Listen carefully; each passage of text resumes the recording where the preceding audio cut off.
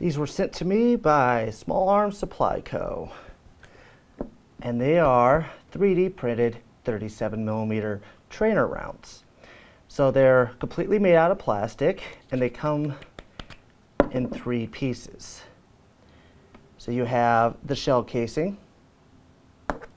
and you have the bowl that would hold the powder, and then you have your projectile. Now you can see there's a chunk missing out of it right there because I had fired this one.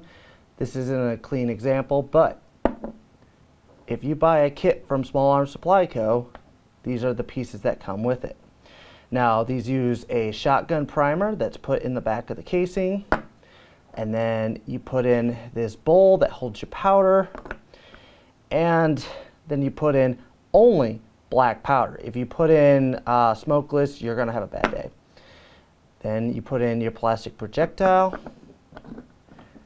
get some hot glue so it holds together. This has been fired a couple times so it stays together. When they're new, they tend to fall out.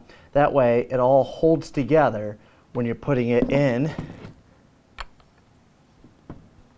your brand of 37mm. This is a Spikes Tactical 37mm.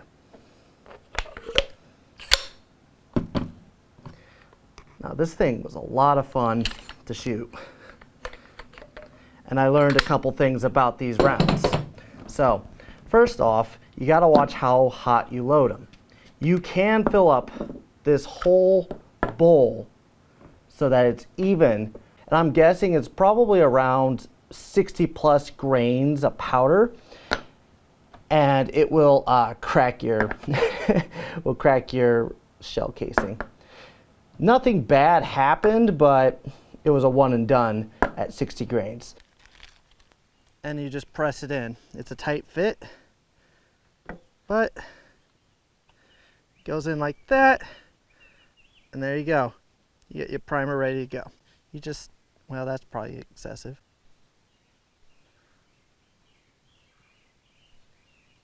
I'm just gonna make it flush like that. Probably enough, right? That's gotta be enough. And the shotgun primer's holding that in place.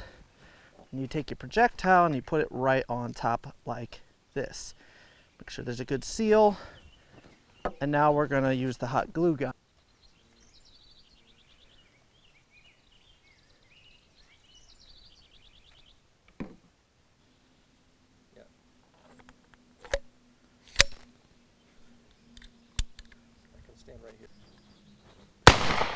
That's more what I was expecting. Holy crap, that had some recoil. I thought for sure, I was like, what? All right, that's pretty cool. Then let's take that shell out. Now the cool thing is as long as the shell, that one cracked. So that one was a little bit more than, oh, and even broke the piece in it. Oh shit. Which, whatever. It's fine. So I probably overloaded it a little bit. I just kind of guessed and put it in there. I put a healthy amount in there. But yeah, it doesn't always survive.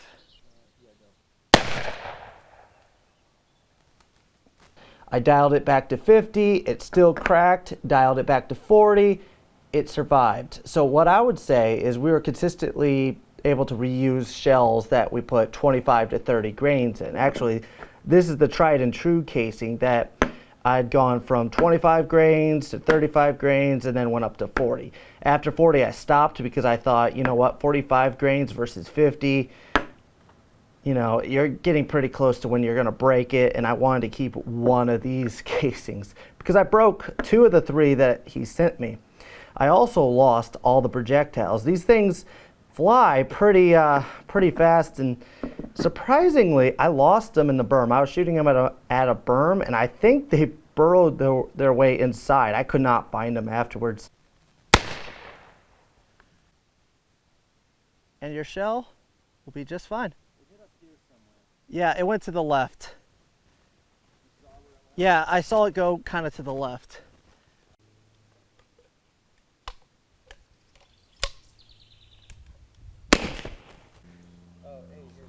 So Usually about 15 yards is where the cone that holds the powder goes. Kind of like a, oh, what do you call it? A wad in a shotgun shell. And the round goes pretty straight actually, and it makes it all the way to the berm.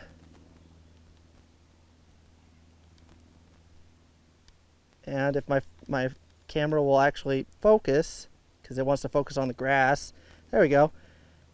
The projectiles actually, even at like 60 something grains, they hold up. It's the casings that fail. I wanted to see what the range of these things would be if you aimed it just straight on like this. And I was actually surprised. It went about 75 yards before it hit the ground and bounced. It landed at the 100-yard mark. She's ready to go. All right, you ready? All right, we found the projectile, and Alex is standing right next to it, right where it hit.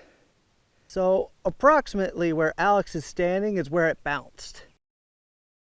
When it flew, every time I found it, it would be in the berm just straight on. So it was actually staying relatively straight, surprisingly, as it flew through the air. I never did try to lob it because I didn't want to lose these things, and the max range is 100 yards. I would love to get more of these from Mike Purcell at Small Arms Supply Co. Shout out to you, dude. I'd love to get more. But if I could find a range that's a little bit longer than 100 yards, I would like to see how far you can effectively go with these. Maybe load it up to 40 grains and see how far it goes. Now, if I didn't mention, it takes a shotgun primer. And surprisingly, the first time I fired this thing, I mixed up the casings because I was doing something else. And I actually ended up putting the primer in an empty casing. Even with just the primer, the shotgun primer, it flew 20 yards. Happens. Well, that was less than I thought. Funny story, we mixed them up, and that was just the shotgun primer. That's why I was so surprised. I was like, that was nothing. Well, it's because we hot glued the wrong one. Honestly, if you're going to reuse these, that's probably a cheaper way to do it, is just put in a shotgun primer and lob this thing around. But black powder is not horribly expensive, at least last time I checked. So I would just say, you know, get a little bit of black powder. It's going to last you a long time. But it will make your launcher pretty filthy. So, but this thing was a lot of fun to shoot. I wasn't expecting these things to be as cool as they were, but he's going to be selling these as a kit. So you get your projectile, the cone, or not the cone, the bowl that holds the powder in place, and the casing. Then what you have to buy on your own is the shotgun primer and the black powder.